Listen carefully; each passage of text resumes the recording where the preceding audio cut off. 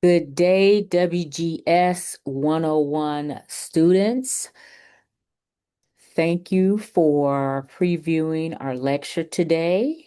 Let me get things set up so we can view the screen.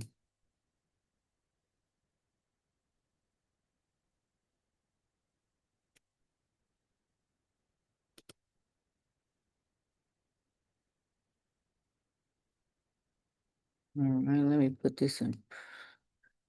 All right, that's much better. You can see the full screen. So today we're going to be talking about the historical overview and the waves of feminist movements. We're going to trace the history of feminist thought and activism across four major waves. The history helps you see how women's gender and sexuality studies emerged as both an academic field and a movement for social change. We'll look at the victories, the tensions, and the unfinished work because feminism is not one story, but many. The issues raised in the 19th century, voting, education, access to public life, are connected to ongoing struggles over reproductive justice, workplace equity, LGBTQ plus rights, and racial justice. Understanding this history allows us to see how structures of power, government, education, law, media shape our daily lives and determine whose voices are heard and whose are silenced. We're using our text from Kang, Lessard, and Heston in 2017, excuse me. And I want you to know that we're using their definitions to found that, and we'll start that. But I invite you, as we move through the waves, I invite you to ask yourself, who is included in each wave? Who is left out? And what can these histories teach us about building more inclusive movements today? This is not a passive history. It is a call to reflection and action in our own communities. So there are four learning objectives. I'm going to allow you to read those. These objectives aren't just check boxes. They're tools to help us understand how the feminist movements we study today connect directly to the struggles we see around us. When we talk about the historical development of feminist thought, I want you to think about how ideas from the past, like suffrage or the personal is political, still shape debates about pay equity, reproductive justice, and trans rights today. One of the key objectives is to analyze intersections because no one lives a single issue life. You might identify as a student, a worker, a daughter, Black, queer, or immigrant, and all of those identities affect how you experience systems of power. As we move through the waves of feminism, keep asking whose voices are centered, whose are left out, and what lessons can we carry forward to make feminism exclusive today? And I want you to think about those questions consistently as we go through the next 15 weeks of class.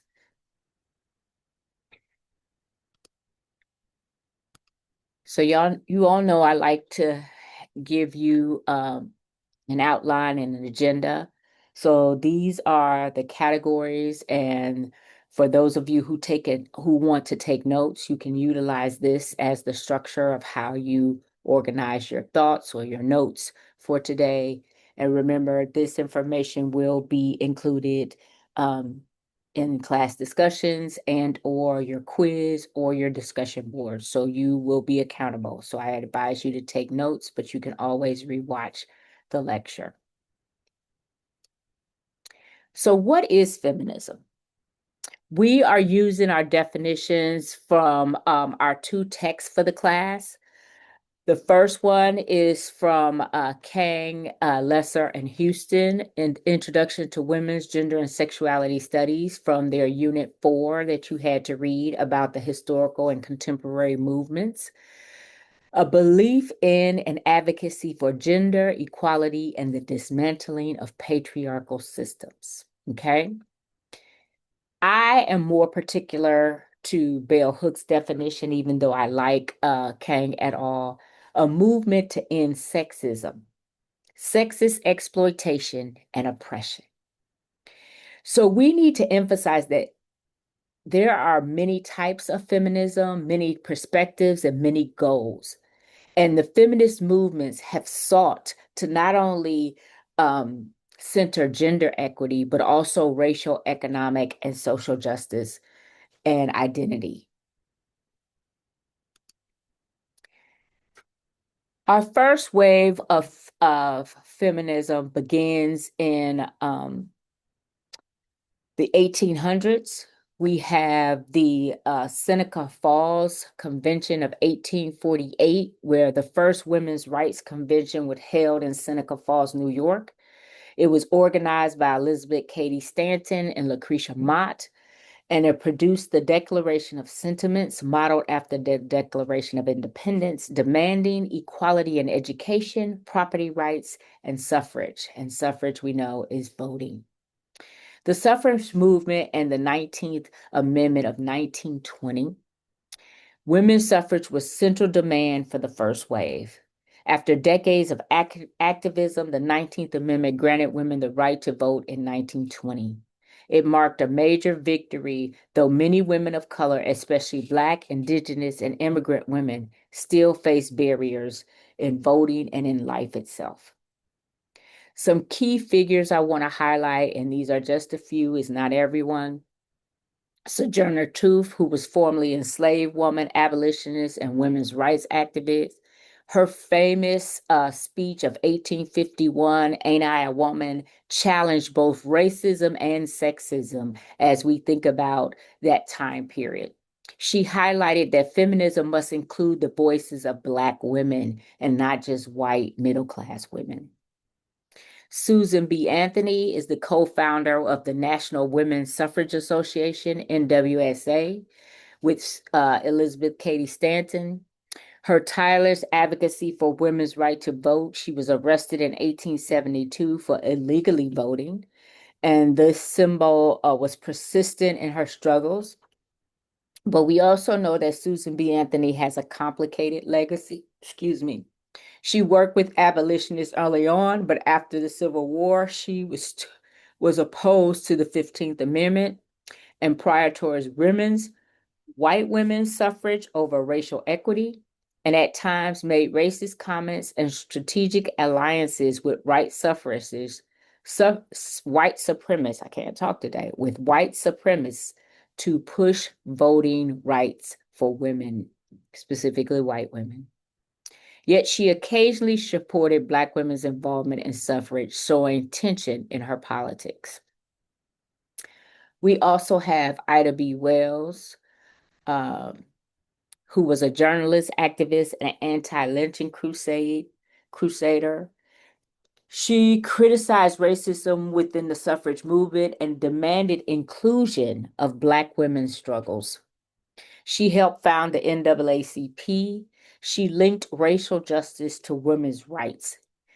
Both Ida B. Wells and Sojourner Truth were Black women's suffragists who challenged racism within the movement at that time. And Wells was famously protested not being asked to march or being asked to march at the back of parades during the suffrage. And Sojourner Truth consistently pointed out how Black women were excluded from the mainstream feminist agenda. We have Elizabeth Cady Stanton, who is co-organizer of Seneca Falls Convention. She was also a co-author of the Declaration of Sentiments. She emphasized legal reforms in marriage, divorce, and property rights, and sometimes criticized for her racist views that prioritize white women's suffrage over Black men's voting rights. She also, after the Civil War, opposed the 15th Amendment, which granted Black men the right to vote before women. She argued that it was unjust for ignorant Black men to gain the vote before educated white women, reflecting white supremacist beliefs. Her rhetoric alienated Black women and abolitionist allies. Lucretia Mott was a Quaker minister, abolitionist, and women's rights activist. Her early advocating for linking both abolition with women's rights is known. And because of her background, she very rarely, from what I found out, said anything negative, but was about the collective and the communal. She also helped organize Seneca Falls and mentored younger activists. And Lucy Stone, our final person here, was the first woman from Massachusetts to earn a college degree. She's known for keeping her maiden name after marriage and founded the American Women's Suffrage Association, AWSA, focusing on state-by-state suffrage campaigns. She supported the 15th Amendment despite it excluding women, believing it was a step forward for justice. And she advocated for Black men's suffrage and women's suffrage simultaneously, which led her to break with Stanton and Anthony. Not all of the first wave leaders were racist, but many white suffragists, especially Stanton and Anthony, advanced arguments that reinforced white supremacy to prioritize white women's rights. Others, like Lucy Stone, Lucretia Mott, were more inclusive, but they still often sideline Black and working class women. Black feminists like Sojourner Truth and Ida B. Wells reminded us that the first wave was never a unified or universal movement. The second wave of feminism in the United States began in the early 1960s. It lasted for about 2 decades, ending in the early 1980s. Key activities and publications from this area focus on issues like equality, sexuality, family life, work, reproductive rights, and domestic violence. A few key events and figures I want to highlight, and this, like I said, this is not exhaustive. The Equal Pay, or EPA, of 1963 is a United States federal law that prohibits employers from paying different wages to men and women for substantially equal work. It was signed into law by President John F. Kennedy on June 10, 1963, and the act requires that jobs involving equal skill, effort, and responsibility performed under similarly working conditions receive equal pay regardless of sex or gender. The EPA covers all forms of compensation, including salary, overtime, bonuses, and benefits, but it does not allow for pay differences based on seniority, merit, or the quantity or quality of production. Another act is law is Title IX, is a federal civil rights law enacted on June 23rd, 1972, as part of the Education Amendments of 1972. It prohibited sex-based discrimination in any education program or activity receiving federal funding. The law, a single 37-word sentence, ensures equitable treatment for all individuals regardless of their sex in areas including admissions, athletics, and the protection from harassment. Another one that we all know, and we know that it has been overturned, is Roe versus Wade in 1973 was a lawsuit that famously led to the Supreme Court making and ruling on abortion rights. Jane Roe, an unmarried pregnant woman, filed suit on behalf of herself and others to challenge Texas abortion laws. A Texas doctor joined Roe's lawsuit, arguing that the state's abortion laws were too vague for doctors to follow, and he had previously been arrested for violating this statute. At the time, abortion was illegal in Texas unless it was done to save the mother's life. It was a crime to get an abortion or to attempt one. In Roe v. Wade, the Supreme Court decided 2 important things. The United States Constitution provides a fundamental right to privacy that protects the person's right to choose whether to have an abortion. And the abortion right is not absolute. It must be balanced against the government's interest in protecting health and prenatal life. We all know, or maybe some of you may not know, on June 24th, 2022, the U.S. Supreme Court released its decision in Dobbs versus Jackson's Women's Health, which overturned Roe v. Wade. And now it is in the hands of each individual state and consistently embattled and under discussion. The personal is political. We all know that that statement came from talking about consciousness raising. It also really is a slogan of the second wave of feminism that expressed the idea that private struggles like domestic work, reproductive rights abuse are shaped by social and political structures. It challenged the boundary between private home life and public politics.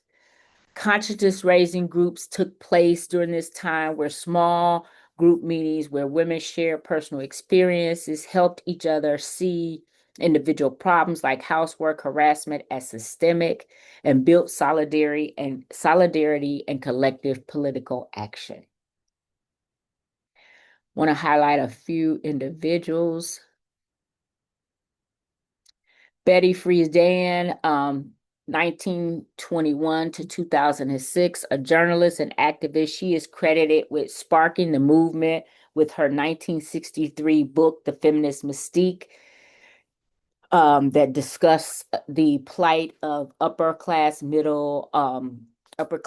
white middle class women who were well educated but wanted to pursue a career, but people were trying to talk to them about just staying in the home and being a good wife and homemaker.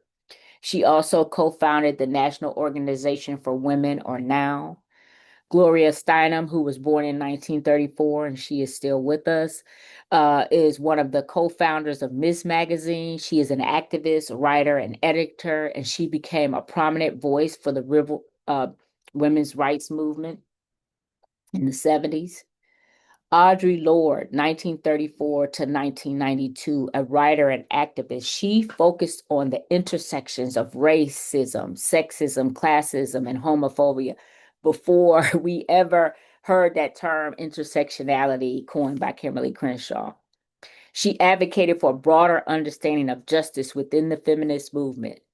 And the Kumbaya River Collective was a Black feminist lesbian organization founded in Boston in 1974 that developed the foundational concept of intersectionality to address the unique experiences of Black women in a society marked by racism, sexism, classism, and homophobia.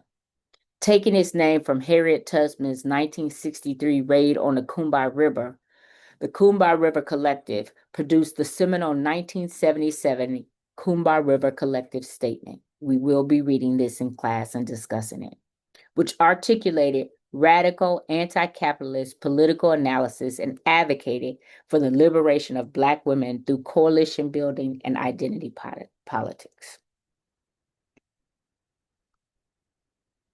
I want to highlight two figures from the second wave of feminism and pull them out. Angela Davis, her contribution, she critiqued mainstream feminism. She challenged the limited perspective of early second wave feminists, which often failed to recognize the specific needs and experiences of Black women and other women of color and lower class women. Her work helped lay the foundation for Black feminist thought by analyzing how systemic issues of racism, classism, and sexism intersect and oppress Black women. She brought a critical lens to social justice issues, particularly regarding prisons, criminal justice reform, and the prison industrial complex, as detailed in her book, Are Prisons Obsolete? She offered influential works like Women, Race, and Class in 1981, which provided a solid framework for understanding various forms of oppression. And one of my crushes and fan faves is Bell Hooks, or Gloria Jean Watkins. She operated within the second wave movement and into the third wave, but her works is foundational to modern. She talks about intersectional feminism that extends beyond specific waves. She introduced the concept of imperialist, white supremacist, capitalist patriarchy to explain how interlocking systems of oppression affect different groups in different ways. I'm going to say that again. She introduced the concept of imperialist, white supremacist, capitalist patriarchy to explain how interlocking systems of oppression affect different groups in distinct ways. In Feminist Theory, From Margins to the Center in 1984, she critiqued second wave feminism for its often elitist and racially biased perspectives, arguing that it excluded the voices of marginalized women. Hooks also advocated for the feminist movement that centered the experiences of Black women and other marginalized communities, creating a more inclusive vision for social change. She was a prolific writer of over 30 books. Hooks explored themes of race, gender, class, and power, influencing generations of scholars, activists with her accessibility yet profound analysis. So this is why you are reading Bell Hooks. She is critical. The third wave of feminism in the United States generally began in the early to mid 1990s.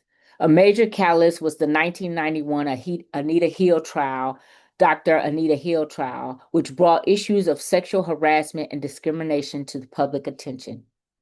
The movement continued in the 2000s and has been described as still ongoing or given away to the fourth wave in the 2020s. So we have Judith Butler, who was a philosopher whose work on gender performativity in books like Gender Trouble was quite influential in helping us disrupt stereotypes about gender roles and abolish that. We also had the introduction and the coining of the term intersectionality by Dr. legal scholar Kimberlé Crenshaw in 1989, which became a core concept of the third wave and emphasized, like we said, other scholars had done previously, the different aspects of identity like race, gender, and class, and their intersections and impacting your life and your quality of life. We also had Rebecca Walker, who was an activist and writer who coined the term third wave and who was also a writer and did this in Miss Magazine in 1992. And this was inspired by the Dr. Anita Hill case. We have, I'm trying to make sure I'm going, we have Naomi Wolf, who was the author of The Beauty Myth, a seminal third wave text that explored how beauty standards are used to control women.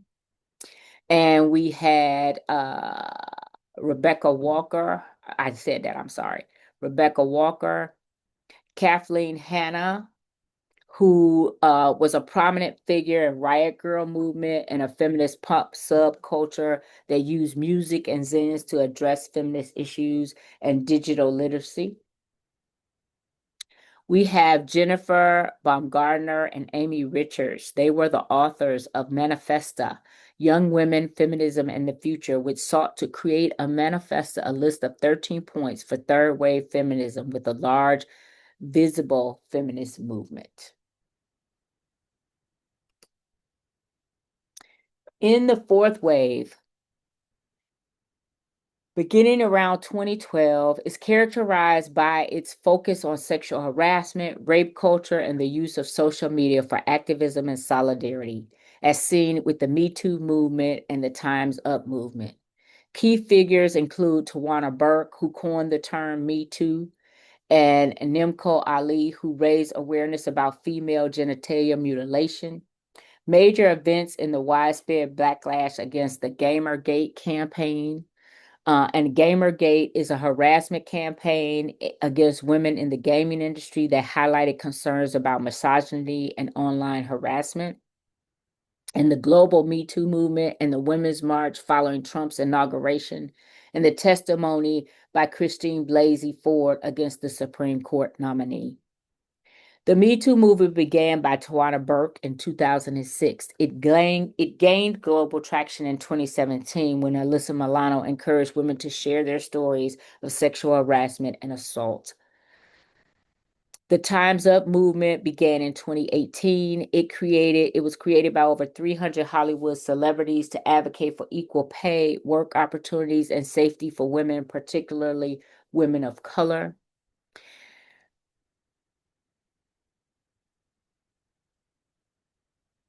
Dr. Christine Blasey's testimony in 2018 against the Supreme Court nominee once again brought attention about sexual misconduct and the difficulties that women face in trying to report and be believed. We also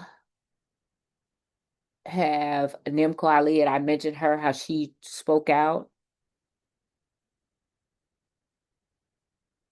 Social media was used and is used as platforms to find solidarity and organize for change.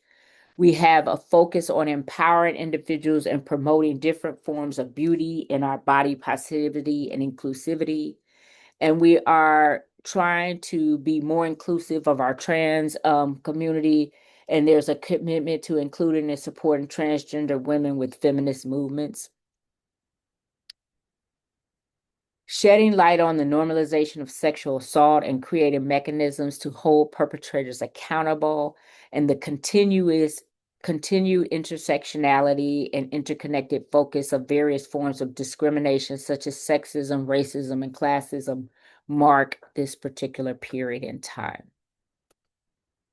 I want to talk a little bit about power. Structures of power are long-lasting systems, institutions, and practices that shape daily life. Some examples are government, education, family, media, law, medicine, religion, and workplaces. Women's Gender and Sexuality Studies analyzes how these institutions reinforce gender roles, limit opportunities, and privilege certain identities over others. It helps us see how inequality is not just an individual, but a systemic issue. Privileging, granting benefits, resources to some groups, men, white people, heterosexuals, normalizing, where we define what is considered normal or acceptable, like heterosexuality or nuclear families, or valuing, assigning worth to some lives over others, wage gaps, health disparities, school and academic achievement disparities. Women, LGBTQ plus people, people of color, immigrants, disabled people, and poor communities face systemic barriers, such as unequal pay, restricted reproductive rights, lack of representation in media, politics, and discriminatory laws. Systems like patriarchy, racism, capitalism, and heterosexism don't act alone. They overlap, which is intersectionality. Oppression works across multiple social identities, compounding one's marginalization. I want you to take away that understanding structures of power is essential to dismantling inequality. And WGS equips us with tools to analyze and challenge these systems in everyday life and broader society. As I close, I want to leave you with this quote: "The liberation of all oppressed people necessitates the destruction of political economic systems of capitalism and imperialism, as well as patriarchy." As we look on the ways of feminism and the evolving struggles for gender justice, always remember that feminism is not only about women's equality, but about dismantling the interconnected systems of power that sustain oppression. Women's Gender and Sexuality Studies equips us to see how race, class, sexuality, ability, and global inequality intersect with gender. True liberation means challenging these structures, not just for ourselves, but for all marginalized communities. As I close, I want you to think on these two questions. I've given you a personal question and a critical thinking question. Which wave of feminism or idea we discussed today resonates most with your life or community, and why? How do structures of power, patriarchy, racism, capitalism, heterosexism, ableism show up in your daily life? And what role can feminist movements play in dismantling them? I want to give you the references So in case you need to use these in future writings or when you do your critical analytical paper. And I'm going to stop sharing. All right, folks. That is your lecture